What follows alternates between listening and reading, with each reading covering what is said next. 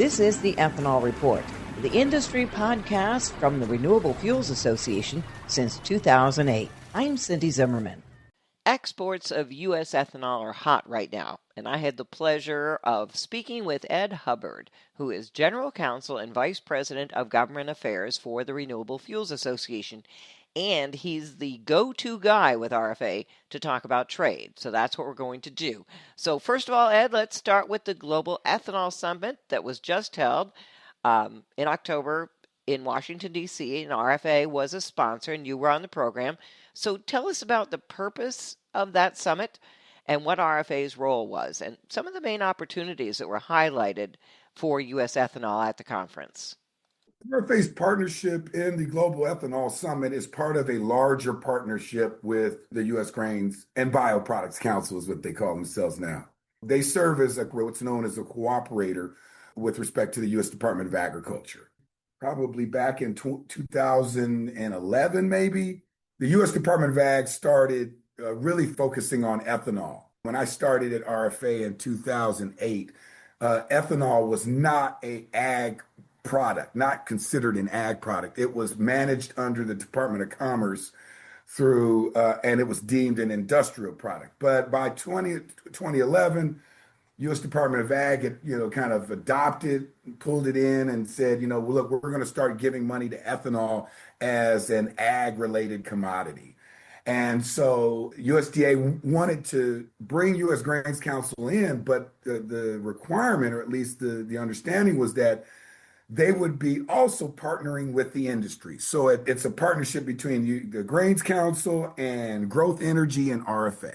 The U.S. Department of Agriculture insisted that the industry be united.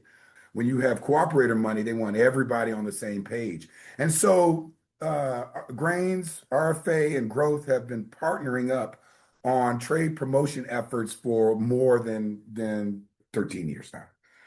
So as part of that, partnership, the U.S. Grains Council put together the Global Ethanol Summit. And really, it was really about, we really need something that really focuses on ethanol, focuses on sharing the benefits of ethanol, and focuses on bringing a large group of senior level officials and business folks from those markets that we're looking at and just kind of putting on kind of a presentation, letting them get to know ethanol. We really wanted to get as many countries and as many people in one place and put on a presentation about what the possibilities are for a nation that moves to ethanol blends. And this was exactly that. It's been structured in a way that it's done every 2 years. And then on the off years, we along with the U.S. Grains Council have participated in a distiller's grains, the export exchange, and that really was about. That was kind of the precursor to the Global Ethanol Summit, right? Because we had done the export exchange as a partner with Grains Council for years.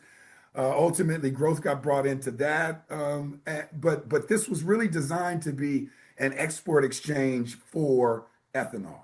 So now this was the third ethanol summit that you've had, and what was the turnout like? It seemed like it was pretty large. Yeah, over 40 countries, 450, or just over 450, senior level ministerial officials. It's probably I would argue, is one of the best that we've done so far. I'm glad that we moved it back to the Capitol Hilton, right in the seat of government, just up the street from the White House. I think it would have even been even more successful had the government not been shut down at the time. I mean, we had a number of senior level officials from U.S. Department of Agriculture and USTR that were intending on being there and at least participating in the process. But I thought it was one of the best. I thought it was a complete success. But I dream about what could have been had the government been open. Well, when the summit ended, it really wasn't over because you did have delegations that went out from different countries throughout the United States on tours to ethanol plants and other places, right? That's really the kind of the magic of the and the really the ability of U.S. Grains Council to not just bring folks to the conference, but also set up tours and activity for them. They'll have a delegation, and that delegation will share with the Grains Council staff, kind of what they're interested in, and Grains Council will kind of put together a program for if they want to go look at facilities. We will show them if they're concerned about infrastructure and loading, we can take them to Houston and show them, logistics. We've been also able to have them meet with certain stakeholders that are important to them. So it's really an opportunity for those delegates from those countries to design their own educational program. So we're Right. not just trying to sell them ethanol. It's about diplomacy. It's about showing them, certainly what ethanol meant for our rural economy. We want countries to understand blend dynamics, the true value of ethanol. We used to think we were displacing oil, and today we've learned really over all the decades of our experience. We've learned we're replacing expensive carcinogenic aromatic compounds like benzene, toluene, xylene, really, and previously were able to replace MTBE.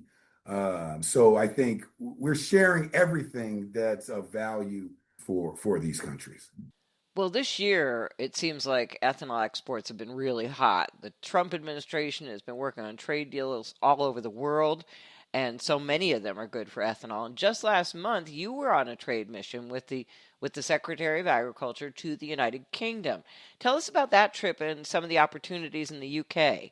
The president's been doing a great job internationally. I mean, he's been able to bring a lot of folks to the table that we've been trying to negotiate with for years. I mean, we certainly traveled to the UK for years, but what I think the president's been able to do in his effort to promote free and reciprocal trade between the two nations, the elimination of tariff and trade barriers, because of that focus, um, he's been able to bring a lot of folks to the table for us. And markets that we have been kind of sitting and working on for years finally, came around and said, okay, we're ready. We're ready to move forward. In the UK, we had some challenges getting into the market. We know there's a domestic producers there. We know that really what we're telling folks around the globe is to support the move to higher level blends. We wanted to try to make sure that E10 was sold nationwide and that the UK was on a pathway to E15. As a result of the conversations that happened between the US and the UK, ethanol became a prominent part of that deal. And so the opportunities, I think, are diverse. One, certainly there's the on-road opportunity by moving to and making sure that there is consistent blends at least of E10 around the entire country, but also that they are on a pathway to a higher level blends, which would expand on-road use. But we're also looking at ethanol as a feedstock for sustainable aviation fuel, as well as for maritime fuel, sustainable maritime fuel.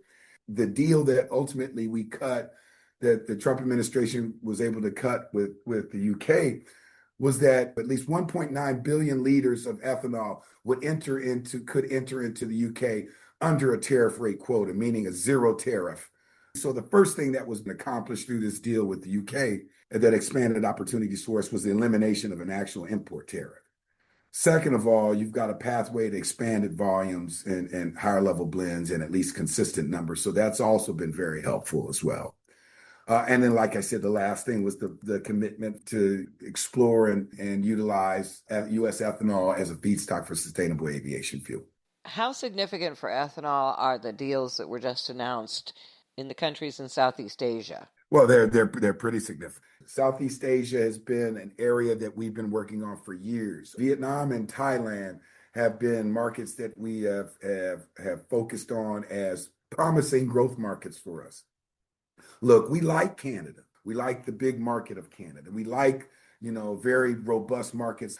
But we want to make sure that we're expanding our reach to smaller markets, but viable smaller markets and regional markets that, where there's a country that comes in and serves as a linchpin, what we call linchpin markets, where they come in and really set the stage. It's kind of like an anchor tenant in a strip mall, right? I mean, you come because there's a Chick-fil-A over in the corner, but you may shop somewhere else. And so really, so we've been focused on trying to make sure that certain key linchpin markets are accessed, and the hope is that expands throughout the region. And so we've been working on Vietnam and we've been working on Thailand for many years. You may recall the U.S. ethanol industry, entered into a memorandum of understanding with the nation of Vietnam to help develop ethanol production and expand use in those markets. So undergirding that deal with Vietnam is work that we've done and kind of entering into MOUs. And Thailand, I remember several months ago, they were, the small country of Thailand was coming to Washington, D.C., because they wanted to sit down with the Trump administration and kind of work out a deal, right? And then, but they were having trouble because the market is fairly small. But what they did was they came and met with us, the U.S. ethanol industry, and they knew that one of the focuses that they ultimately would need to be talking about is expanded ethanol imports and expanded ethanol use. And so we were able to kind of, in these recent deals, this Southeast Asia trip, Mr. Trump goes to Asia kind of situation, where he went and sat down not only with Vietnam and Thailand, but he also sat down with other countries like Cambodia and Malaysia.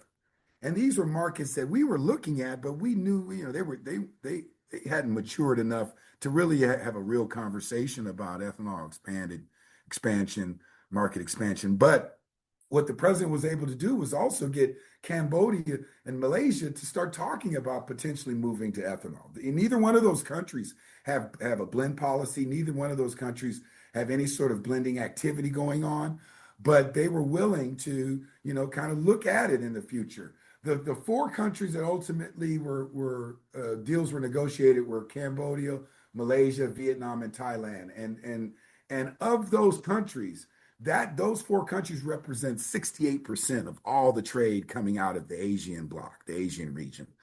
And so those four countries really represent a significant opportunity for us in Southeast Asia. And then when he left Southeast Asia, he had a conversation with Japan, with the new prime minister of Japan, Sanae Takaichi.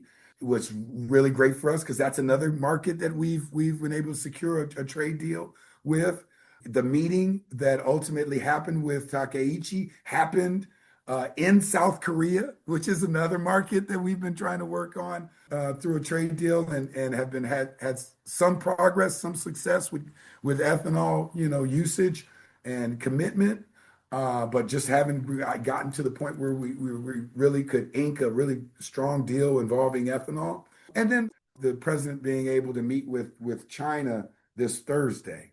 We know all of this is kind of connected. If you want to try to negotiate a deal with China, you have to shore up your other deals with those in the Asian in Southeast Asia and Asia, like Japan. It certainly puts the president in a stronger position when he's been able to ink a deal with 68% of that region, the Southeast Asian region. These deals represent not just new markets for us, but strategic new markets for us. They're linchpin markets for us. If we can only get our successes in Cambodia, Malaysia, Vietnam, and Thailand to lead to successes in India, that would really be where we really want to go. But these are really strategic agreements that by including ethanol and being very, I think, aggressive on ethanol, will ultimately help us in the future as we continue to push for expanded market access for ethanol around the globe. Well, to wrap this up, Ed, let's take a look at where we are right now as far as U.S. ethanol exports. Last year was a record year, but it looks like this year might be even better. What is the current outlook? Well, we're right about 13, 14, 15% of where we were The first record was 1.2 billion gallons. And that was a banner year. And I was so proud of, you have to understand for a guy who started in the ethanol business and handling trade when we were only exporting 150, 250 million gallons at best. When we saw that number, in the last decade, move all the way up to 1.2 billion gallons. I think that was in 2011. We went all the way up to 1.2 billion gallons. I thought that was the high water mark. I mean, and then we blew past that and ultimately started, kind of pushing up to 1.5 and 1.6, 1.7. But that last blowout year to 1.9 billion, I was done. I thought that was really the top of the market. But now, with markets like Canada just continuing to grow, and even with the UK, if you look at there are a couple markets that are actually a little lower. UK's imports are a little lower than they were the previous year. But we've been able to expand at market growth in those smaller markets I told you about. Brazil used to be one of the top three markets for us. Now it's probably second to last, right? I mean, it's right at near the bottom. But we were even able to we're over 20 million gallons to Brazil. So there's just been growth all across the board with just a few markets that are a little bit down. And so we could see ourselves topping that 2 billion number. I mean, I'm really excited. It's almost reminds me of the old the blend wall that they used to talk about, right? We can't get past 10%. It's like the export wall, right? I mean, if we can push past 2 billion, that I think that sends a major signal to the world, as well as to the investment community, that U.S. ethanol might need an injection to grow and expand a little further. We've got about 2 billion gallons of unused capacity, meaning that we've got some room to grow if we produce at our nameplate capacity in the U.S. I could see if you combine the expanded markets and then the growth of sustainable aviation fuel and maritime fuel, it may make sense for the U.S. to consider, looking at more ethanol plants. You can find out more information on the U.S. ethanol trade and global markets on the RFA website, ethanolrfa.org. And that's the Ethanol Report for this time. Thanks for listening.